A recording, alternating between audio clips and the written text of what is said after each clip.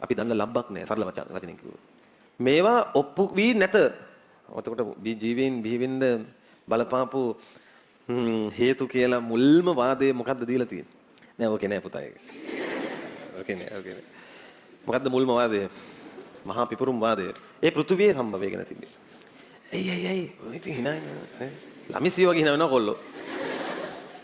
Argon මම එක කතාව පටන් ගත්තේ ආගම් වලට ගරහන්න එපා කියලා. මේ ලෝකේ මුල්ම වාදය තමයි ජීවීන් ආවේ මෙහෙමයි කියන වාදය තමයි මැවීම් වාදය. ඒක බුදුරජාණන් වහන්සේ වදාළ දෙයක් නෙවෙයි. ඒක ඇතැම් ආගමික ශාස්ත්‍රඥවරුන් වදාළ දෙයක්.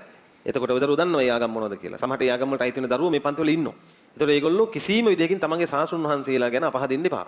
හේතුව කියන්න බලන්න. හේතුවේ නමේම තියෙනවා. මොකද්ද මැවීම් වාදය. හේතුව කියන්න බෑ. තවම ඒක හරි කියලා ඔප්පු වෙලත් නැහැ.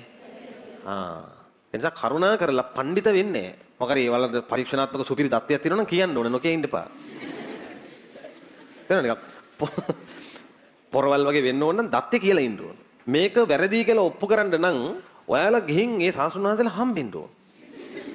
එතකොට උන්වහන්සේලා කියයි මේ සෝරි මේ මං කිව්වේ නෑ එහෙම එකක් කියලා. එතකොට එහෙම කියලා නෑනේ කොහෙවත් උන්වහන්සේලා. උන්වහන්සේලා කියපු හොඳ දේවල් නැද්ද?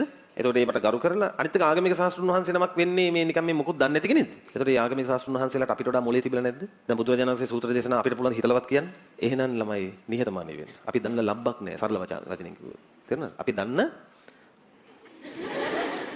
එනිසා කරුණාකරලා මේ Facebook එකේ හැලිලිලේ ශාස්ත්‍රඥ වහන්සේලාට ගහන්න එපා. දන්න රෙද්දක් නෑ. අපේ දරුවවත් එහෙම අඩු ගානේ ඔලුවක් හදාගන්න ඕන. ඉතින් මැවීම් වාදයේ දරුවනේ ලෝකේ දැන් මේ වෙනකොට විද්‍යාත්මකව තහවුරු වෙලා නැත.